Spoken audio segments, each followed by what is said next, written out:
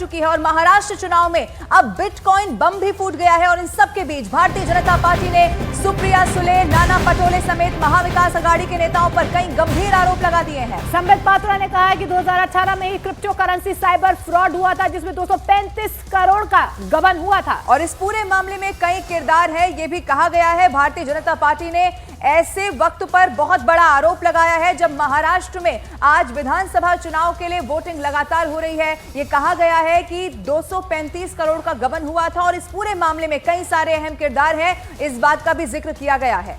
कुछ audio tapes भी leak की गई हैं और सुप्रिया सुले का जिक्र इन ऑडियो क्लिप्स में किया जा रहा है। लेकिन इस बीच सुप्रिया सुले की तरफ से तमाम आरोप जो लगाए जा रहे हैं उन्हें नकारा भी जा रहा है। लेकिन इस पूरे मुद्दे को लेकर अब सियासी पारा हाई नजर आ रहा है। किस प्रकार से MVA महाविकास अघाड़ी के कुछ आगे की पंक्ति के नेता, जिनमें सुप्रिया सुले जी का नाम है, जिनमें कांग्रेस पार्टी के अध्यक्ष नाना पटोले जी का नाम है, उनके द्वारा लगभग 235 करोड़ रुपए के घोटाले, गबन और उस गबन के पैसे का इस चुनाव में खर्चे का पूरा ब्यौरा सामने आता है। क्योंकि आज जिस प्रकार से हम देख रहे हैं और मैं भी अभी मीडिया में देख रहा था, तो ये कोई 50 करोड़, 100 करोड़, 150 करोड़ का विषय नहीं है। अभी तक जितना खुलासा हुआ है, ऐसा प्रतीत होता है मानो 235 करोड़ के आसपास का विषय है। भारतीय जनता पार्टी की तरफ से जबरदस्त संगीन आरोप लगाए गए हैं और इसी पर सुप्रिया सुले ने बिटकॉइन कांड पर अपने ऊपर लगे सारे आरोपों को निराधार बता दिया है। उन्होंने कहा है कि जो भी आरोप उन पर लगाए जा रहे हैं वो झूठे हैं और इस मुद्दे को लेकर वो सुधांशु त्रिवेदी से किसी भी मंच पर बहस के लिए तैयार हैं। सुप्रिया सुले का यह भी कहना है कि जो ऑडियो जारी किया गया है उसकी जांच करवाई जानी चाहिए ताकि दूध का दूध और पानी का पानी हो सके। तो बिटकॉइन के मुद्दे पर सुप्रिया सुले की तरफ से ये सफाई सामने आई है। उनकी तरफ से साफ तौर पर कहा जा रहा है जो भी आरोप मेरे ऊपर लगाए जा रहे हैं वो निराधार है। और इससे पहले आपने देखा कि संबित पात्रा की तरफ से बाकायदा एक प्रेस कॉन्फ्रेंस भी की गई है। सुधांशु त्रिवेदी जिस शहर में चाहे, जिस चैनल पे चाहे, जिस वक्त चाहे, वो जहां बुलाएंगे मैं आ जाऊंगी और हर एक का जवाब मैं दे दूंगी। क्योंकि for all the questions my reply is no no no no no, lies lies lies lies lies.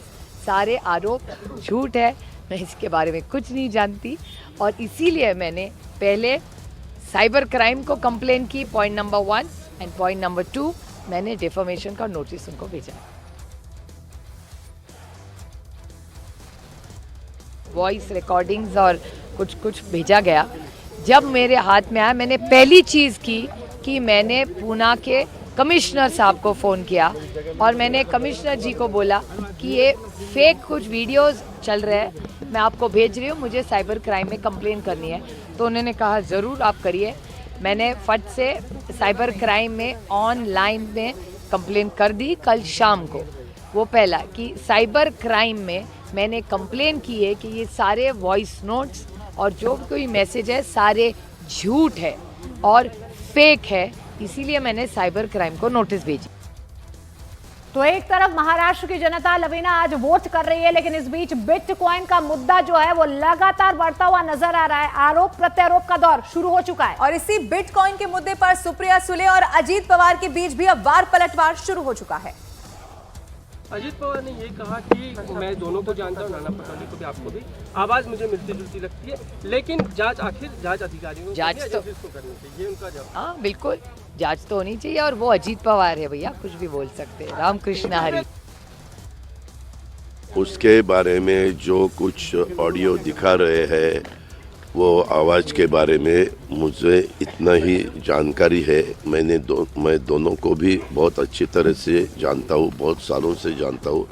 एक तो मेरी परिवार की मेरी बहन है और दूसरे हमने जिनके साथ बहुत साल काम किया है, एक दूसरे के विरोध में भी किया है, एक दूसरे के साथ भी किया है, महाविकास आघाड़ी में भी किया है। वो बीच में बीजेपी के भी मेंबर ऑफ पार्लियामेंट थे। ऐसे सभी जगह उन्होंने काम किया, तो वो भी आवाज़ उनका ही है, उनका बोलने का टोन, उनका आवाज़ दोनों का वही है। अभी इसके बारे में इंक्वायरी हो जाएगी। इंक्वायरी होने के बाद पता चलेगा कौन है, क्या है, इसके पीछे सच राज क्या है वो पता चलेगा। तो बिटकॉइन कांड पर बड़े आरोप भारतीय जनता पार्टी की तरफ से लगाए जा रहे हैं और इसी पर केंद्रीय मंत्री पीयूष गोयल का भी रिएक्शन सामने आ चुका है। सुप्रिया सुले ने पूरे मामले को फेक बताया है। मैं पाँच उसके आंसर देने के लिए तैयार हूँ। कब कहा तो आंसर दे देना चाहिए था, कल और आज के बीच में आंसर दे देना चाहिए था।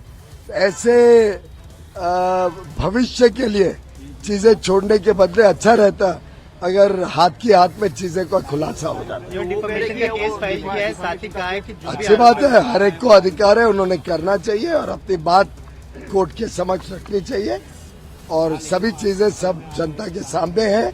जनता अपना निर्णय सोच समझ के करेगी।